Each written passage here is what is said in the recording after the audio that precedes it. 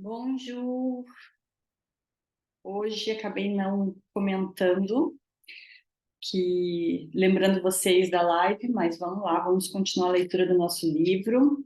Então, a leitura é do livro do Marlon Reikdown, que é psicólogo maravilhoso, tem um trabalho incrível no YouTube, aqui no Instagram, vale a pena conferir. O livro dele, Qual é o Seu Legado? Que é um livro que fala sobre entrega, compromisso e autodescobrimento. Isso mesmo, eu estou lendo ao contrário. E a gente está seguindo capítulo a capítulo, lendo, refletindo, trazendo para a nossa realidade, porque quanto mais a gente para analisar essas coisas, quanto mais a gente conhece o nosso mundo interior, as nossas emoções, como a gente enxerga o mundo, como as nossas experiências impactam, mais a gente consegue se desenvolver, mais a gente consegue se relacionar melhor com o outro, com o mundo, com o trabalho, com as pessoas, enfim. Então, é um ganho muito grande a partir do momento que você para olhar para suas emoções. Obrigada, Vânia, e que bom que está aqui. Nós vamos falar hoje sobre o legado da vaidade. Eu já trouxe sobre indiferença, eu já trouxe sobre a vaidade, mas hoje a gente vai falar sobre o legado da vaidade. Então, para recapitular um pouquinho, quem não acompanhou antes, a vaidade, ela tem um peso já na palavra, né? Muitas vezes, quando a gente fala em vaidade, o que vem à nossa mente é uma pessoa toda pomposa, uma pessoa que gosta de aparecer, que preza muito pela aparência, pelo status, né? Por ser vista. Mas há um outro tipo de vaidade que muitas vezes a gente não considera, e lembrando que todos nós temos um pouco de vaidade de alguma forma, e é por isso que a gente fala sobre isso, para conseguir identificar isso aqui dentro e trabalhar essas emoções, porque enquanto a gente ignora, enquanto a gente sufoca isso cresce e a gente não melhora, a gente não desenvolve, a gente não avança. Então, olhar para isso e reconhecer que todos nós temos sentimentos como indiferença, vaidade, entre outros, nos ajuda a evoluir. E aí, a vaidade, ela tem, então, esse olhar mais que a gente já reconhece, né? Aquela pessoa é vaidosa, ela é toda pomposa, ela gosta de aparecer e tudo mais, mas existe uma vaidade que é disfarçada no sentido de aquela pessoa que está sempre disposta a ajudar, sabe? Mas que precisa que o outro veja isso. Então, por exemplo, talvez vocês ouçam um barulhinho no fundo, porque hoje é dia de geral aqui em casa, ok? Mas, por exemplo, aquela pessoa que precisa mostrar o quanto ela é boa, o quanto ela ajuda as pessoas, o quanto ela se importa com o outro. Se eu preciso que o outro veja isso em mim, isso é um tipo de vaidade, certo? Porque a ação, ela tem que estar desprovida desses sentimentos. Mas isso não é uma coisa, ah, meu Deus, e agora eu sou vaidosa. Todos nós somos, lembrem. Mas como eu trabalho isso? Como eu melhoro isso? Ninguém elimina essas questões da sua vida. A gente construiu isso ao longo de anos. Eu não vou simplesmente arrancar a vaidade e a indiferença, mas olhando para ela, eu vou trabalhar isso e melhorar. Então, eu vou começar a leitura para vocês do legado da vaidade. A vaidade, assim como a indiferença, tem um legado pesado que é deixado sem ser percebido. Quando somos movidos pela vaidade, produzimos mais danos do que supomos. Mas, como eles são psicológicos, emocionais, parece que podem ser despistados. Obviamente que só a curto prazo. O centramento no desejo de ser visto produz um esvaziamento do lugar que damos ao outro e a nós mesmos. Olha que interessante. O centramento no desejo de ser visto produz um esvaziamento do lugar que damos ao outro e a nós mesmos. Então, quando nós colocamos toda a nossa atenção em sermos vistos, seja pelas condições financeiras, status que nós temos, ou pelas condições, pelos nossos comportamentos, pelas nossas ações, né? Para que as pessoas reconheçam o quanto eu sou boa, isso provoca, na verdade, um esvaziamento, porque toda a minha energia está em ser vista, e não na ação que eu estou fazendo, e não naquilo que eu quero gerar no outro. Então, ao esvaziar o meu ser dessa atenção, desse cuidado pelo outro, desse cuidado comigo mesmo, eu dou espaço só para esses sentimentos que não são tão positivos, entende? Então é importante a gente observar isso. Agora vem um nome aqui que eu não sei se eu vou saber falar, mas vamos lá. Byung-Chul Han, 2020, em Agonia do Eros, mostra que, na sociedade do desempenho, há uma dificuldade de reconhecimento do outro e um excesso de potencialidade por trás do discurso de que você pode, o que gera um estado de adoecimento. Ser melhor, produzir mais, fazer mais, nesse caminho, o sujeito do desempenho está tão imerso em si que se torna incapaz de se interessar pelo outro. A gente vive uma sociedade, se a gente parar, né, até para lembrar como eram os tempos antigamente, sem internet, sem as redes sociais e tudo mais, não tinha essa necessidade tão grande de mostrar o quanto eu posso e tal, e não tinha também essa exigência que parece. A gente se sente pressionado a mostrar o quanto nós somos eficientes, o quanto nós somos produtivos. Só que isso gera uma comparação, que é horrível. Comparação sempre vai trazer prejuízos para quem se compara, porque a realidade do outro é diferente da minha. Então, ao me comparar, já é injusto por esse ponto, porque eu não sei o que acontece nos bastidores, eu não sei o que essa pessoa tem de apoio e tudo mais. E aí eu comparo com a minha realidade, que é diferente. Então, vai gerar frustração, sofrimento, uma necessidade de fazer mais, né? Então, quando nós entramos nesse mundo de competição, nesse mundo de estar sempre precisando mostrar ó, eficiência, fazer mais, dar conta de mais, e isso também em relação a hábitos. Hoje é uma necessidade de você mostrar o quanto você é espiritualizado, você acorda às 4 da manhã, você medita e tudo mais. Ok, isso é maravilhoso, mas por que que você precisa que o outro saiba disso? Aí já é uma necessidade de vaidade, de mostrar, entende? E aí a gente entra nessa coisa, meu Deus, eu também preciso acordar às 4 da manhã, eu também preciso mostrar que eu medito, eu também preciso fazer 1001 atividades, no final do dia postar que fui na academia, que passei ainda, fui com as amigas não sei aonde, e ainda produzi, ainda fiz. Gente, não dá. E se eu estou tão imersa nisso, como é que eu vou olhar para o outro? Como é que eu vou reconhecer o outro? Então eu fico buscando reconhecimento, mas ao mesmo tempo o outro também está buscando reconhecimento e ninguém olha para ninguém. E ninguém reconhece o outro. Vamos lá. Me perdi aqui. Para ele, o sujeito de hoje, voltado narcisicamente ao desempenho, está à busca de sucesso. Ali o outro, que é privado de sua alteridade, degrada-se em espelho do um, que confirma esse em seu ego. Trecho do livro do Han, 2020. O outro só tem significação para nós se conseguimos, a partir dele, encontrar de algum modo a nós mesmos. Essa, para Han, é a agonia consequente do desaparecimento do outro, que não é visto e sentido em sua alteridade.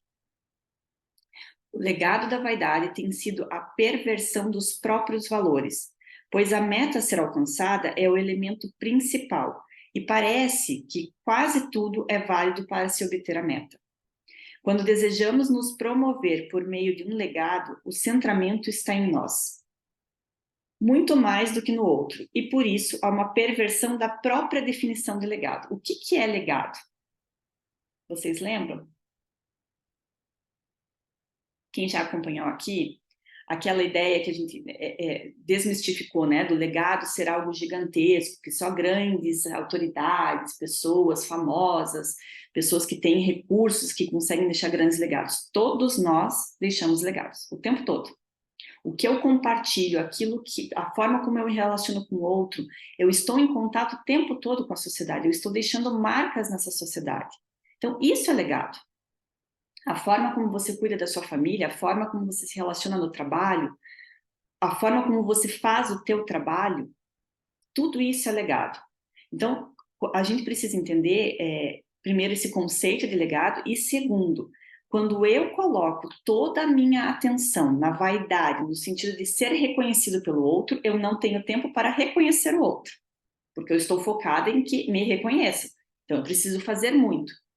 E aí, como é que eu vou produzir algum legado nesse sentido? Quer dizer, eu faço todo esse movimento para que o outro me reconheça, para que eu deixe um legado, mas eu estou tão centrada em mim que eu não estou compartilhando nada com o outro, que seria o legado. Entende que é uma coisa que não faz sentido e que nós estamos tão imersos nisso e que a gente não consegue parar para refletir? Eu passo a minha vida pensando em como ser reconhecido, focado em mim, para deixar o legado, mas legado é deixar algo para o outro. Então, isso não acontece. A consultoria de imagem ganha espaço nesse contexto, interferindo na roupa, no cabelo, no gesto, não para que o indivíduo se encontre e expresse melhor quem ele é, mas sim justamente o contrário, para receber a atenção do outro. Com esse fim, o sujeito se molda aquilo que é supostamente esperado e todos saem feridos, uma vez que a mentira contada machuca o mentiroso e os que acreditam nela. Até para trazer aqui, assim, de repente, uma leitura mais clara sobre imagem e tudo mais. Hoje a gente tem consultores, eu acho isso maravilhoso. O que é a questão aqui? É quando você utiliza isso, e isso é muito comum, principalmente pessoas que assumem cargos importantes, pessoas que estão na política e tal. Hoje a imagem é importantíssima, mas a imagem não é no sentido de... hoje é utilizada não no sentido de traduzir quem você é, entende? De trazer a tua essência para fora, também para o externo, para mostrar as suas qualidades, o seu humor, porque a gente traduz tudo isso pela nossa imagem. Não, a imagem hoje é muito usada para conseguir passar aquilo que eu quero, a mensagem que eu quero. Tem um estudo muito interessante, eu não vou lembrar agora, mas eu escutei um podcast que trouxe algumas informações. Depois, se eu tiver acesso, eu compartilho com vocês. Que traz o seguinte: quando que foi que... Veja, agora eu vou trazer um ponto totalmente diferente, que a infância começou a se perder. Foi quando a televisão entrou. Por quê? Porque a partir da imagem eu não preciso mais pensar, eu não preciso mais ler, porque uma imagem diz muito. Então, as pessoas começaram a utilizar isso para passar a mensagem que elas queriam. E eu posso passar qualquer mensagem. Eu posso agora enfeitar minha casa inteira aqui com coisas douradas, botar brincão e tudo mais, para passar uma imagem de quem vive num mundo glamouroso. Eu posso postar uma foto num restaurante caríssimo, sentado na frente, sendo que eu nem fui almoçar naquele lugar, mas eu posso dizer que fui. Eu tirei uma foto, as pessoas vão olhar e vão pensar: nossa, ela almoça todos os dias em lugares chiquérrimos, entende? A imagem, nesse sentido, ela está mentindo, ela está passando uma informação falsa. Mas nós vivemos no mundo de imagem, onde a gente olha na internet e nós criamos todo um contexto para aquela imagem, para aquela foto.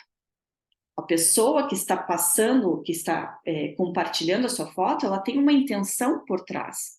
E nem sempre essa intenção traduz a verdade, traduz quem ela é. Mas pode contar uma história que não é verídica. Pode contar que ela tem uma função que, na verdade, ela não exerce, que ela vive uma vida que ela não tem. E aí é o perigo, a vaidade nesse sentido, quando eu utilizo da minha imagem para contar uma história que, na verdade, não é. E nós vivemos lendo essas mensagens através das imagens. Então, a gente se compara através de uma imagem que pode ser muito bem, totalmente fora de contexto, totalmente fora da realidade. Por isso o perigo também de a gente contar essa história, porque quando eu conto uma história através da minha imagem, eu preciso manter essa história. E se ela não é real, se ela não reproduz o que eu sou, eu preciso montar esse personagem todos os dias. E é desgastante viver assim. Alguém já criou algo que depois teve que sustentar? Uma imagem que você passou no teu trabalho, na família, num relacionamento, isso acontece bastante, né? No início de um relacionamento, cada um conta uma história. Eu vou lá conhecer um pouquinho mais a vida do fulano olhando no Instagram. E da fulana a mesma coisa. E a partir disso eu imagino que ela seja isso, isso e isso. E aí quando eu vou conhecendo, aos poucos, eu vou vendo que não é. E isso é doloroso para quem montou esse personagem, como para quem foi enganado por essa imagem. Importante. Com isso, agora não lembro onde que eu parei, mas com esse fim, o sujeito se molda aquilo que é supostamente esperado e todos saem feridos, uma vez que a mentira contada machuca o mentiroso e os que acreditaram nela também. A política, por exemplo, muitas pessoas... Opa, a política, por exemplo, para muitas pessoas virou mais uma estratégia de marketing do que uma questão filosófica, econômica, existencial. A gente tem visto isso. a maioria das vezes a gente desconhece quais são os objetivos daquele político, quais são as propostas, o que ele está visando fazer, quais são os projetos e tudo mais. Mas a imagem que ele passa é que fica. E nós nos agarramos a essa imagem. Só que essa imagem é construída. E ela pode simplesmente ser o oposto daquilo que ele vai fazer. Então, o marketing, e isso, os influenciadores, a gente está cada vez mais, assim, num mundo ilusório, né? Certos políticos não elaboram mais seus discursos, apenas repetem discursos escritos por uma outra pessoa a partir de uma grande análise de mercado, de opiniões, de interesses, alcançando assim o desejo do outro. Hoje eu posso contar qualquer história, eu posso pegar e ir lá na internet, criar um texto, colocar as informações que eu preciso, e a inteligência artificial cria um texto exatamente que comunique aquilo que eu quero para a pessoa que eu quero. Eu crio uma imagem, uma postura, uma vestimenta, enfim, e eu passo a imagem e a informação que eu quero. Mas isso pode ser totalmente mentira. Mas mesmo assim, nós somos levados a agir assim e a receber informações assim, e acreditar nessas informações. E a pergunta é: como vive um sujeito desconectado da sua verdade, da sua autenticidade, dos seus valores, daquilo em que realmente acredita? Voltamos para a questão: como é manter esse personagem que muitas vezes nós criamos para ser reconhecido pelo outro, mas que não condiz com a nossa verdade? Só que eu preciso, todos os dias, montar esse personagem para poder sair de casa, para poder me relacionar. Como que fica quem é você? Em que momento que você consegue se separar desse personagem? E olha que interessante que eu vou trazer outras reflexões. Isso tem muito a ver também com a maneira como nós somos criados. Então, dentro de um grupo familiar, por exemplo, nós temos a pessoa que é a boazinha, que sempre está disponível e tudo mais. Tem o rebelde, blá, blá, blá, blá. E a gente vai pegando esses personagens, vai levando para a nossa vida. Por quê? Quando crianças, o que a gente quer? Ser reconhecido pelos pais, ser amado pelos pais. Se ele diz para mim, eu sou o rebelde, o que eu vou fazer? Continuar sendo rebelde, porque assim eu tenho a atenção dele. Eu não paro para analisar se essa atenção é boa ou ruim. Eu tenho a atenção da pessoa que eu quero. A criança ainda não faz tudo isso. Se eu sou sempre boazinha, eu vou continuar sendo boazinha para que eu tenha o reconhecimento, o amor, a atenção da pessoa que eu amo, dos meus pais, cuidadores e tudo mais. Só que nós vamos levando isso para a nossa vida, nós vamos criando todos esses personagens. Aí eu vou procurar um emprego. E para conseguir esse emprego, as pessoas me falaram que eu preciso fazer assim, assim, assado. Eu tenho que mostrar que eu sou assim, eu tenho que mostrar o quanto eu sou determinado, quanto isso. E aí eu vou criando personagens. E depois eu preciso manter isso. Só que isso está totalmente desconectado com quem eu sou. E aí eu sofro, eu fico mal, eu entro em depressão, eu fico ansiosa, eu fico angustiada, eu não sei mais qual caminho eu quero seguir, porque afinal de contas eu me desconectei, eu nem sei mais quem eu sou. Eu sou um amontoado de camadas de personagens que eu fui criando ao longo da vida. E é difícil você conseguir limpar isso para voltar para quem você realmente é. E aí vem o processo de autodescobrimento. Eu preciso voltar, mergulhar. Eu não consigo fazer isso aqui de fora. Eu preciso ir para dentro, para que eu reconheça em que momentos eu assumi tal personagem, por que eu assumi ele, como eu faço para trabalhar isso? Como eu faço para abrir mão disso?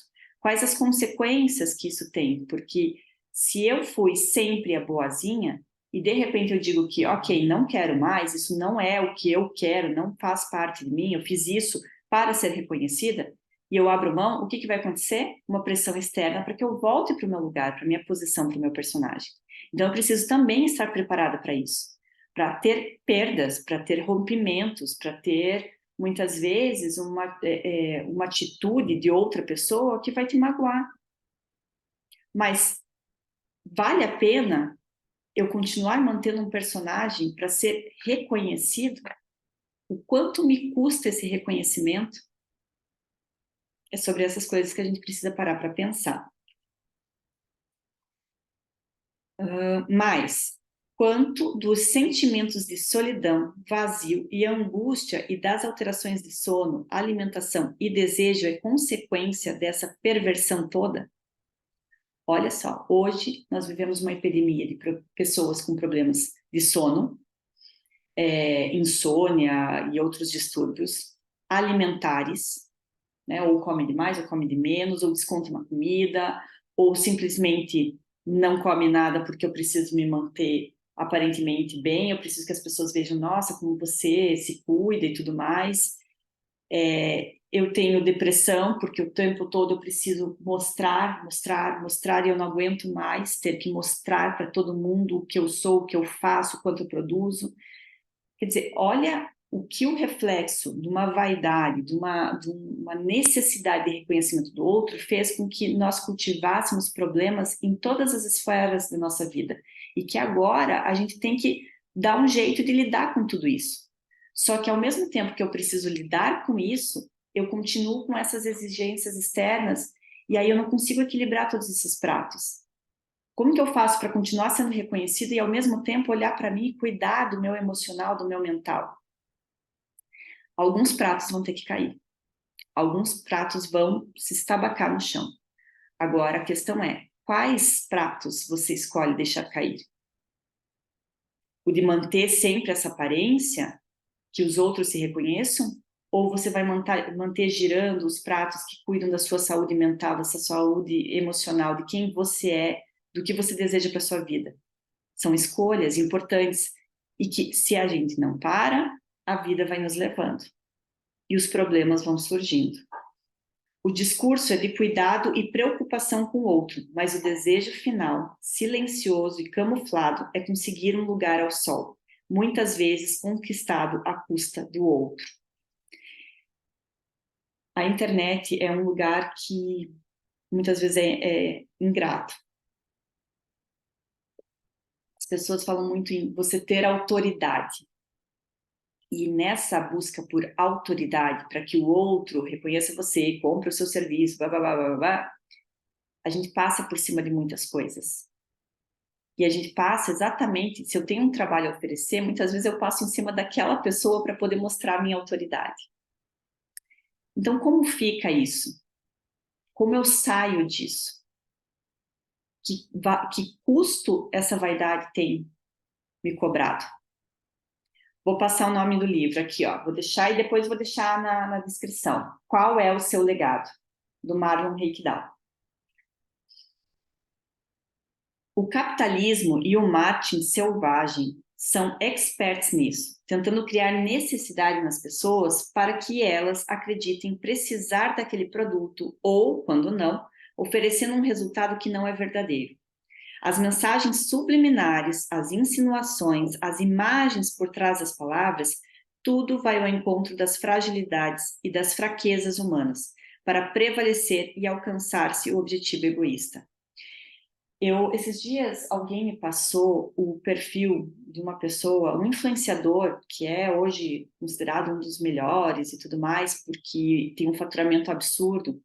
E quando eu entrei no perfil dele, o que eu vi era só uma ostentação.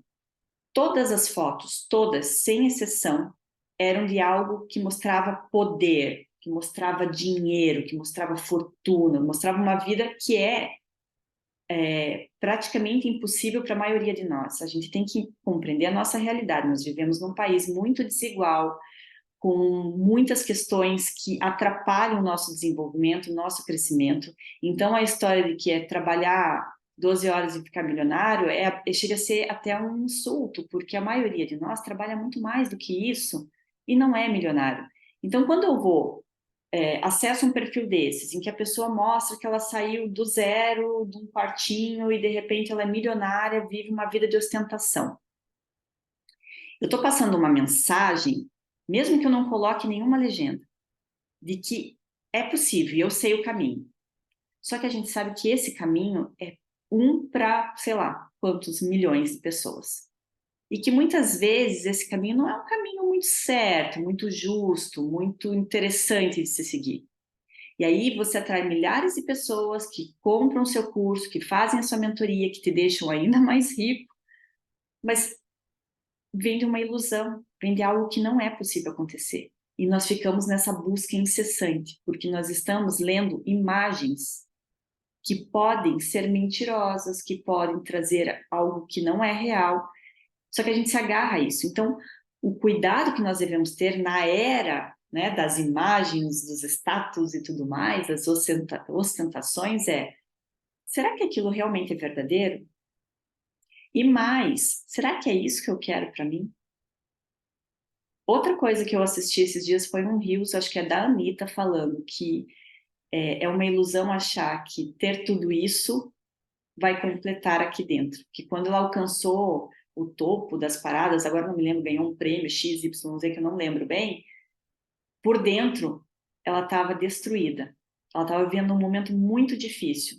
Então, aquele prêmio, aquele status, aquele reconhecimento não preencheu.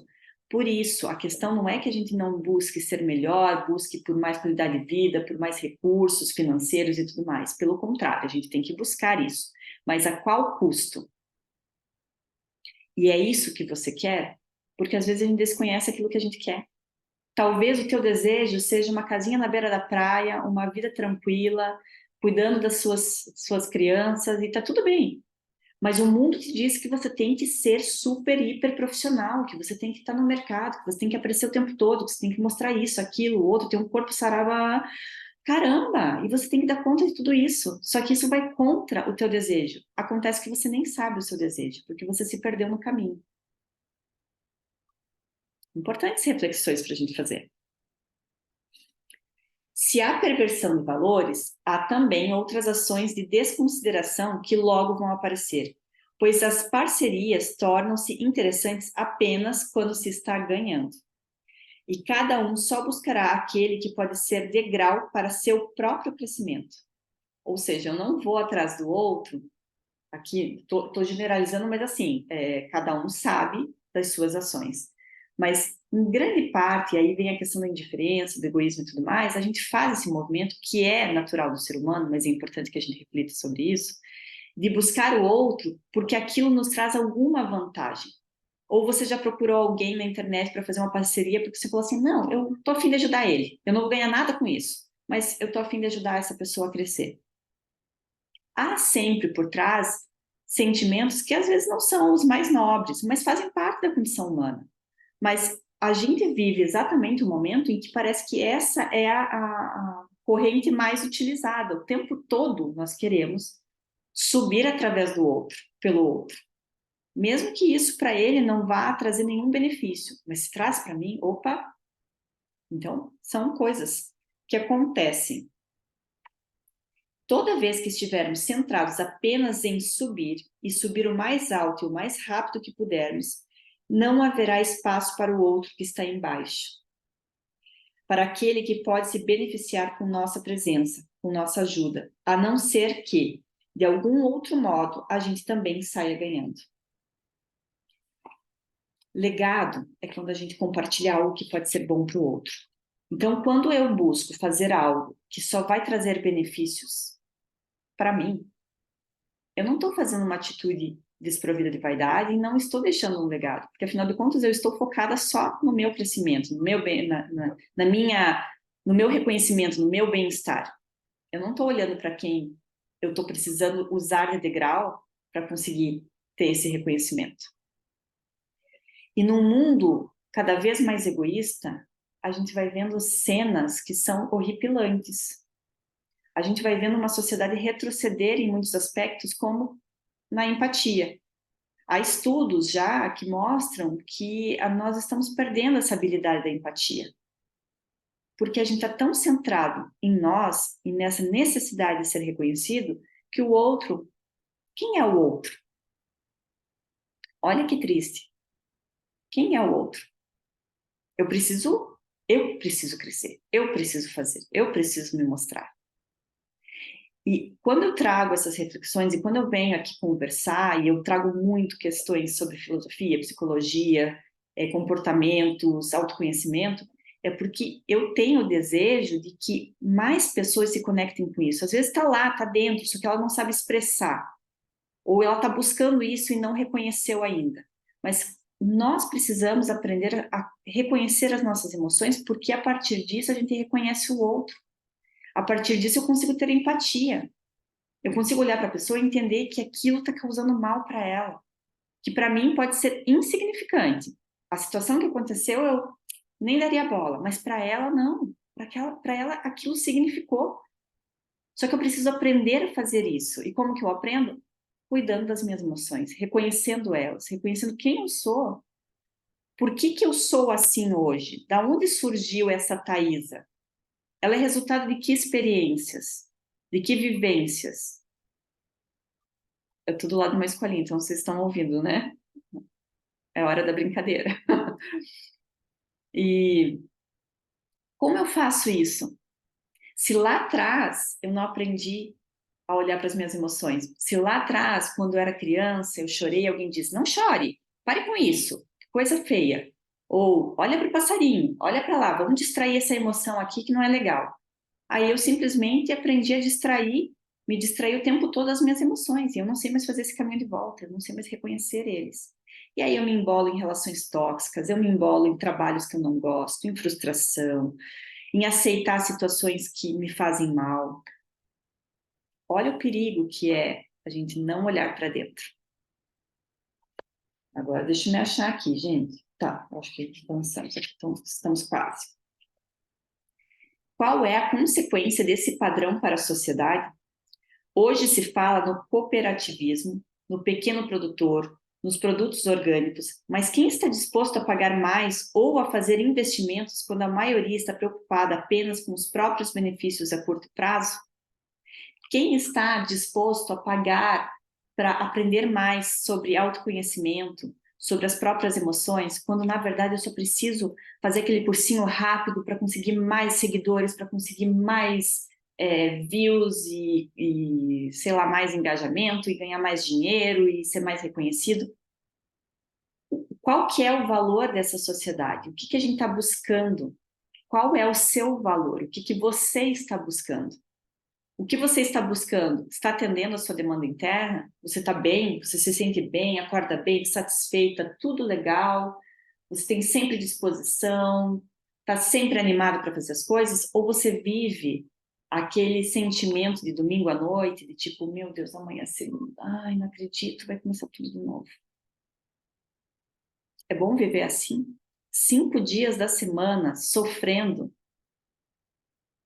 trocando o seu tempo por dinheiro, quando você não para entender se aquilo faz sentido, vale a pena, o tempo está correndo, ele não volta, gente.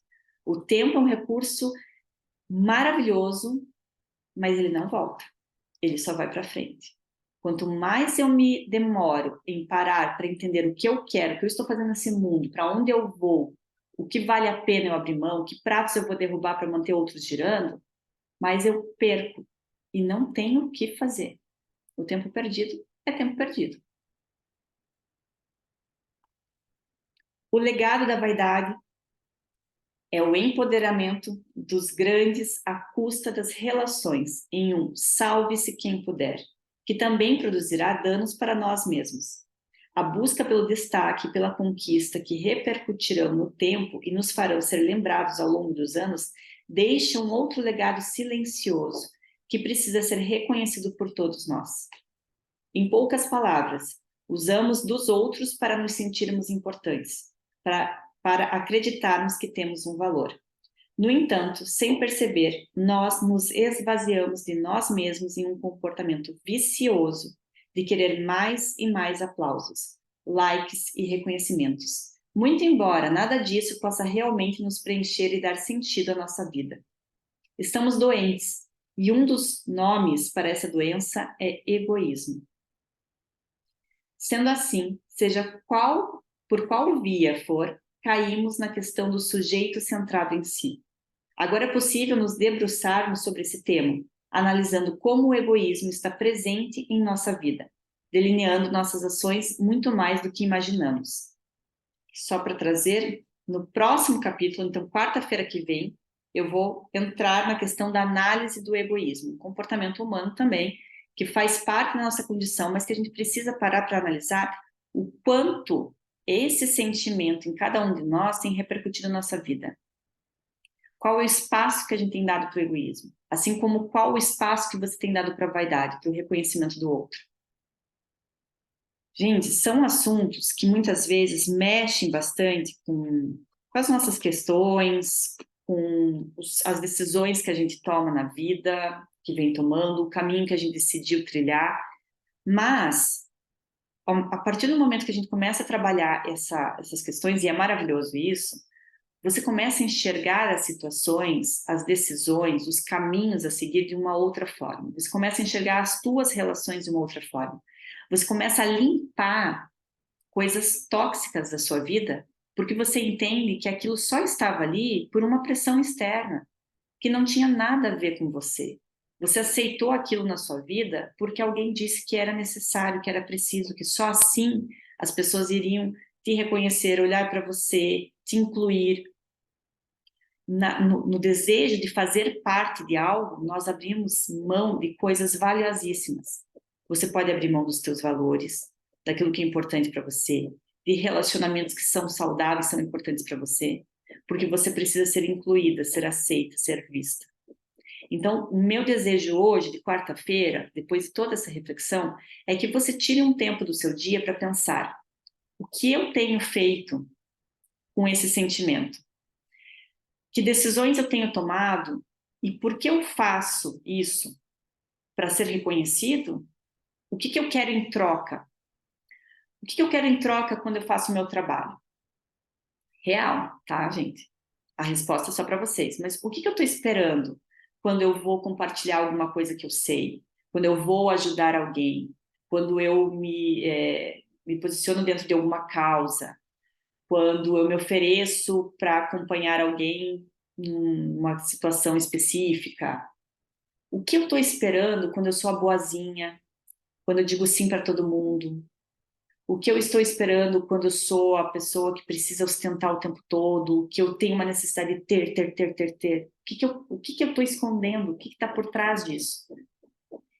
Quando você começa a observar, muitas vezes você tem um insight, você começa a entender que aquilo foi uma construção que vai contra o que você realmente deseja.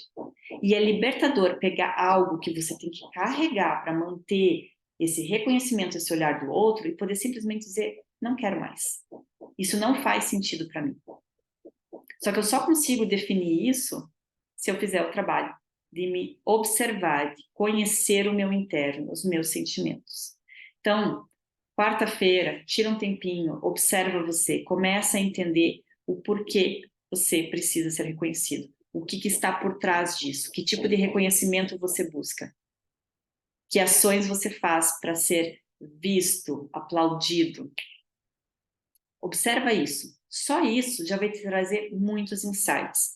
E o meu convite também é para que você continue fazendo esse mergulho interno, vai para dentro, autodescobrimento, autoconhecimento é a ferramenta que transforma vidas. Você pode fazer os cursos que você quiser, entender sobre lei da atração, sobre aquilo que, enfim, tem tanta coisa hoje surgindo, mas posso dizer com sinceridade, se você não se conhece, nada disso adianta. Porque ferramentas prontas não funcionam para todo mundo. Cada um tem um manual próprio. Você é única, eu sou única. A maneira como eu vou absorver as coisas e como eu vou reagir ao mundo é diferente da sua. Então, se eu não me conheço, não tem o que eu faço externamente que vai mudar o mundo interno. Então, vamos para dentro, vamos começar esse processo. Então, é isso. Quarta-feira que vem, vamos falar sobre egoísmo. Espero vocês aqui, 11h30. Obrigada. Foi muito prazeroso e muito enriquecedor. E depois, eu vou deixar essa live salva, mas coloca lá os insights que você teve, alguma frase que marcou, alguma ideia. Isso é importante porque eu consigo compreender se está fazendo sentido, se é legal, se ficou alguma dúvida, se eu posso trazer mais esse conteúdo. Enfim, essa troca é muito importante, porque, como eu falei, o meu objetivo é que vocês possam trabalhar essas questões de uma forma profunda. Então, eu preciso da interação de vocês para conseguir saber se eu estou no caminho certo, tá bom? Uma ótima quarta-feira para vocês, até a próxima quarta.